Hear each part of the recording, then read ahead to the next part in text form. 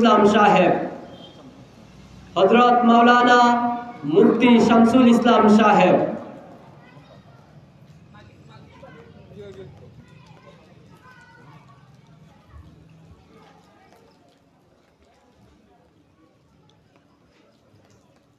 সর্বস্তরের সকল মুসল্লিয়ানে কেরামের প্রতি সবিনয় অনুরোধ, যেহেতু আবহাওয়া পরিস্থিতি অনুকূল পর্যায়ে চলে আসছে, তাই আপনাদের প্রতি উদাত্ত আহ্বান, আপনারা কাল বিলম্ব না করে আজকের মাহফিলকে সফল করার স্বার্থে সকলেই মাহফিলে চলে আসি। এ পর্যায়ে আপনাদের সামনে গুরুত্বপূর্ণ বক্তব্য রাখবেন জমিয়তে উলামায়ে ইসলাম কুলাউড়া উপজেলা শাখার সম্মানিত সহ-সভাপতি হযরত মাওলানা মুফতি শামসুল ইসলাম সাহেব।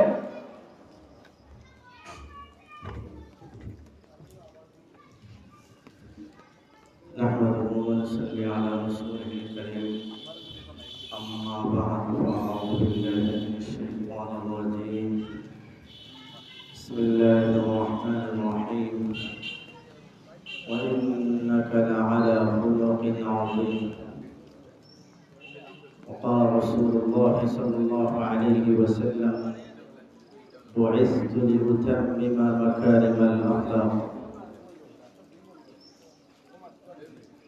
জমিয়তে উলামায়ে ইসলাম কর্তৃক আয়োজিত এলাকার শরীফপুর ইউনিয়ন কর্তৃক সিরাতুন নবী সাল্লাল্লাহু আলাইহি ওয়াসাল্লামের আজকের এই মহতী সভার সম্মানিত সভাপতি, সামনে দিন দরদি তৌহিদি জনতা, সম্মানিত উলামায়ে কেরাম, ছাত্র ভাইরা, মুহতারাম হাজিরিন, রাসূলুল্লাহ সাল্লাল্লাহু আলাইহি ওয়াসাল্লাম এমন একজন মহামানব ছিলেন, যেরকম সাগর সাঁতার দিয়ে তার কুল কিনারা পাওয়া যায় না, ঠিক তেমনি ভাবে রাসূলুল্লাহ সাল্লাল্লাহু আলাইহি ওয়াসাল্লামের জীবন এত বিশাল, যা আলোচনা করে শেষ করার মতো নয়। কিয়ামত পর্যন্ত যদি আলোচনা করা যায় তাহলে শেষ করা যাবে না। এবং মুহাম্মদুর রাসূলুল্লাহ সাল্লাল্লাহু আলাইহি ওয়াসাল্লামের সিরাত তথা জীবনী এমন চমৎকার, আমরা যদি দুনিয়ার মধ্যে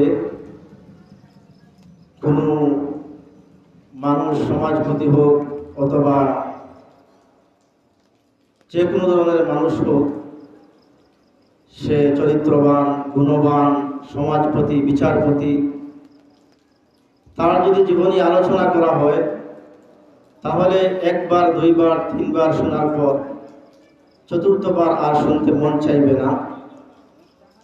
কিন্তু মুহাম্মদুর রাসূলুল্লাহ সাল্লাল্লাহু আলাইহি ওয়াসাল্লাম এমন এক মহামানব, যার জীবনী আলোচনা করলে, শুনলে শুধু চমৎকার লাগবে, শুধু ভালো লাগবে।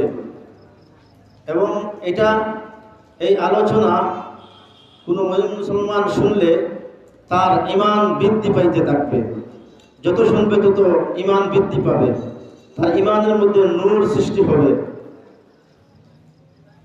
মুহতারাম হাজিরিন, আল্লাহ পাক রব্বুল আলামিন রাসূলুল্লাহ সাল্লাল্লাহু আলাইহি ওয়াসাল্লামের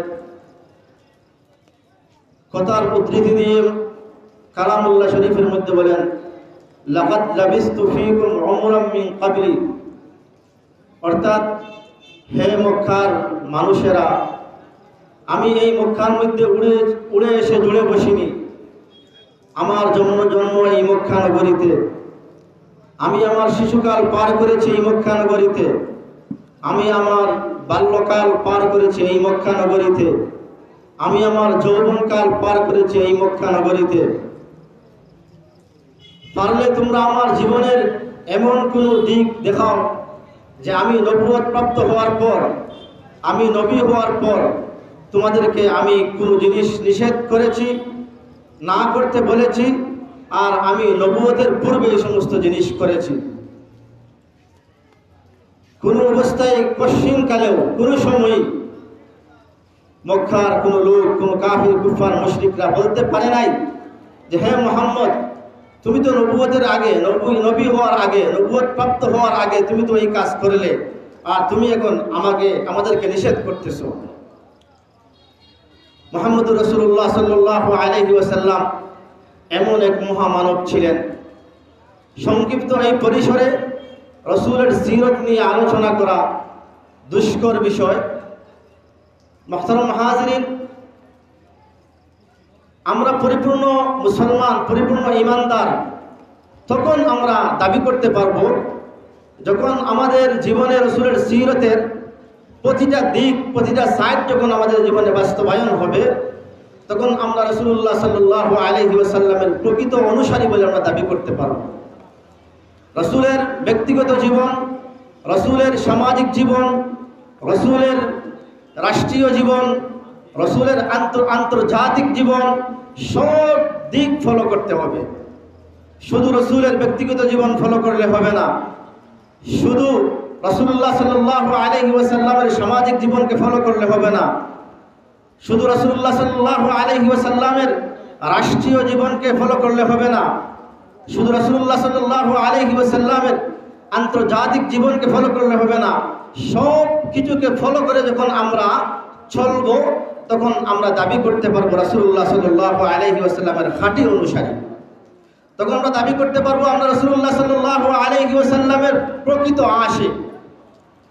আজ দুঃখের সাথে বলতে হয় যে আমরা মুসলমানরা ধর্ম কর্ম আলহামদুলিল্লাহ অনেক পালন করি, কিন্তু রাষ্ট্রীয় ক্ষেত্রে যদি আমরা তাকাই তাহলে দেখা যায় সংখ্যা গরিষ্ঠ মানুষ রাষ্ট্রের ক্ষেত্রে, রাষ্ট্রনীতির ক্ষেত্রে, রাষ্ট্রকে গঠন করার ক্ষেত্রে রাসূলুল্লাহ সাল্লাল্লাহু আলাইহি ওয়াসাল্লামের আদর্শকে গ্রহণ করে না, রাসূলুল্লাহ সাল্লাল্লাহু আলাইহি ওয়াসাল্লামের উসওয়াকে মেনে চলে না। রাষ্ট্রনীতির ক্ষেত্রে, রাষ্ট্র গঠনের ক্ষেত্রে রাসূলুল্লাহ সাল্লাল্লাহু আলাইহি ওয়াসাল্লামের জীবন আদর্শকে ফলো করে না। অধিকাংশ সংখ্যাগরিষ্ঠ মুসলমানদের হালত এই। আর রাসূলুল্লাহ সাল্লাল্লাহু আলাইহি ওয়াসাল্লামের রাষ্ট্র ব্যবস্থাকে ফলো না করার কারণে আমাদের রাষ্ট্রীয় জীবনে এত অশান্তি, আমাদের আন্তর্জাতিক জীবনে এত অশান্তি। আমরা যদি রাসূলুল্লাহ সাল্লাল্লাহু আলাইহি ওয়াসাল্লামের রাষ্ট্রীয় জীবনকে আমাদের রাষ্ট্রক্ষেত্রে আমরা ফলো করতাম, তাহলে আমরা রাষ্ট্রীয় জীবনে আমরা অশান্তির মধ্যে আমরা নিপতিত হইতাম না। আমরা যদি আন্তর্জাতিক জীবনে রাসূলুল্লাহ সাল্লাল্লাহু আলাইহি ওয়াসাল্লামকে ফলো করতাম, তাহলে আন্তর্জাতিকভাবে মুসলমানরা এত নির্যাতিত হইতো না। আমাদের অবস্থা, আমাদের হালত এরকম দাঁড়িয়েছে যে আমরা রাষ্ট্রীয় ক্ষেত্রে সমাজের একেবারে ওয়ার্ড থেকে নিয়ে রাষ্ট্রের শাসন ক্ষমতা পর্যন্ত আমরা কাকে এই সমস্ত চেয়ারে বসাইব, এই চেয়ার কারা উপযোগী, এটা আমরা কোনো সময় বাছ বিচার করি না, এদিকে আমরা কোনো ফলো করি না। যে এই ব্যক্তি সে আমার ইউনিয়নের সে দায়িত্বশীল হবে, সে আমার জেলার দায়িত্বশীল হবে, সে আমার উপজেলার দায়িত্বশীল হবে, সে আমার রাষ্ট্রের জন্য শাসক হবে। কাকে আমি রাষ্ট্র দায়িত্ব দিচ্ছি, কাকে চেয়ারে বসাইতেছি, এটা আজ সংখ্যা গরিষ্ঠ মুসলমান এর প্রতি সম্পূর্ণ উদাসীন। যার কারণে আমরা এই রাষ্ট্র ব্যবস্থার একেবারে তৃণমূল থেকে নিয়ে রাষ্ট্রের উচ্চ পর্যায়ে সর্বক্ষেত্রে আমরা খেয়ানতকারী, লুটতরাজকারী, জনগণের সম্পদ অন্যায়ভাবে লুণ্ঠনকারীদের জিম্মায়, তাদের দায়িত্বে আমরা রাষ্ট্রকে দিয়ে দিচ্ছি। মুহতারাম হাজিরিন, সমস্ত মুসলমানের প্রতি উদাত্ত আহ্বান যে রসুলের সিরতকে আমরা যদি পুরোপুরি বাস্তবায়ন করতে চাই, রসুলের সিরতকে যদি আমরা পুরোপুরি ফলো করতে চাই, তাহলে রাষ্ট্রীয় জীবনে রসুলের জীবনকে পুরোপুরি ফলো করা এটা আমাদের উপর অত্যন্ত জরুরি। আমাদেরকে বুঝতে হবে যে এই রাষ্ট্র ব্যবস্থা যদি কোরআন এবং হাদিসের আলোকে গঠিত না হয়, তাহলে মুসলমানদের জীবনে, এমনকি মুসলমান নয়, একটা রাষ্ট্রের মধ্যে বিধর্মী পর্যন্ত সেও নিরাপদ থাকতে পারবে না কোনো অবস্থায়। আর যখন কোরআন এবং হাদিসের আলোকে আমরা এই রাষ্ট্রের কাঠামোকে আমরা গড়ব, ঠিক করব, তখন মুসলমান থেকে নিয়ে বিধর্মী পর্যন্ত এই রাষ্ট্রের মধ্যে সে সুন্দরভাবে, সুষ্ঠুভাবে, শৃঙ্খলাভাবে সে থাকতে পারবে, চলাফেরা করতে পারবে। মাহতারাম হাজিরিন, জমিয়তে উলামায়ে ইসলাম আমরা সবাই জানি শতবর্ষী এই সংগঠন, যে সংগঠনের গোড়া হলো দারুল উলুম দেওবন্দ। দারুল উলুম দেওবন্দ থেকে এই সংগঠন আমাদের পর্যন্ত পৌঁছেছে, যে সংগঠন ব্রিটিশ খেদাও আন্দোলনের অগ্র সৈনিক হিসাবে কাজ করেছে। আমরা আমাদের দেমাগকে, আমাদের বিচারকে আমরা সচেতন করি, সুষ্ঠু করি, এবং সমাজের মধ্যে যারা ন্যায় বিচার কায়েম করবে, আমরা এই রাষ্ট্রের মধ্যে নিরাপত্তা নিয়ে থাকতে পারবো, তাদেরকে আমরা সমাজের, রাষ্ট্রের আমরা আসনে সমাসীন করি। ইনশাআল্লাহ আমাদের জীবনে শান্তি আসবে। কারণ রসুলের সিরতকে চর্চা করতে হলে, রসুলের সিরতকে গ্রহণ করতে হলে রাষ্ট্রক্ষেত্রে রসুলের জীবনকে বাস্তবায়ন করতে হবে। আল্লাহ পাক রব্বুল আলামিন আমাদেরকে তৌফিক দান করুন। ওয়া আখিরু দাওয়ানা আলহামদুলিল্লাহি রাব্বিল আলামিন।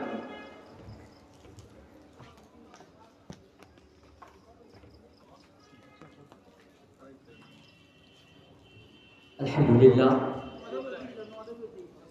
সম্মানিত উপস্থিতি, প্রিয় শ্রোতাবৃন্দ, আমরা এতক্ষণ যাবৎ গুরুত্বপূর্ণ বক্তব্য শুনতেছিলাম। জমিয়তে উলামায়ে ইসলাম বাংলাদেশ কুলাউড়া উপজেলা শাখার সহ সভাপতি হযরত মাওলানা মুফতি শামসুল ইসলাম সাহেবের কাছ থেকে সম্মানিত শ্রোতাবৃন্দ, প্রিয় এলাকাবাসী,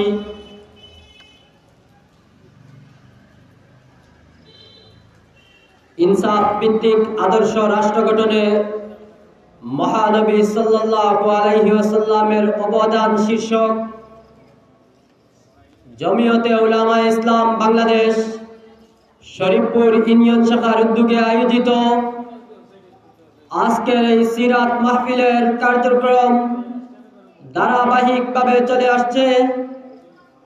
আজকের সিরাত মাহফিলের দ্বিতীয় অধিবেশন মাগরিবের নামাজের পর থেকে শুরু হবে। দ্বিতীয় অধিবেশনে গুরুত্বপূর্ণ বক্তব্য রাখবেন হযরত মাওলানা জামিল আহমদ আনসারী সাহেব, মৌলভীবাজার সভাপতি, মৌলভীবাজার জেলা জমিয়ত। হুজুরের আলোচনার পরে গুরুত্বপূর্ণ আলোচনা করবেন হযরত মাওলানা ফয়জুল হাসান খাদিমানী সাহেব, সিলেট কেন্দ্রীয় যুগ্ম মহাসচিব, জমিয়তে উলামায়ে ইসলাম বাংলাদেশ। তাই সকলের প্রতি উদাত্ত আহ্বান, আপনারা আর কাল বিলম্ব না করে ইনসাফ ভিত্তিক আদর্শ রাষ্ট্র গঠনে বিশ্বনবী মুহাম্মদুর রাসূলুল্লাহ সাল্লাল্লাহু আলাইহি ওয়াসাল্লাম যে নীতি ও পদ্ধতি রেখে গিয়েছিলেন মুসলিম উম্মাহর জন্য, ঐতিহাসিক মদিনা সনদের আলোকে নবী করিম সাল্লাল্লাহু আলাইহি ওয়াসাল্লামের রেখে যাওয়া পদ্ধতিতে ইসলামী হুকুমত প্রতিষ্ঠা, ইসলামী শাসন ব্যবস্থা প্রতিষ্ঠার পদ্ধতি নিয়ে গুরুত্বপূর্ণ আলোচনা হবে। তাই আপনারা আজকের এই সিরাত সম্মেলনকে সকলে অংশগ্রহণ করে সাফল্য মণ্ডিত করে তুলুন। এ পর্যায়ে সালাতুল মাগরিবের বিরতি, নামাজের পরপরই আজকের সিরাত মাহফিলের দ্বিতীয় অধিবেশন শুরু হবে ইনশাআল্লাহ।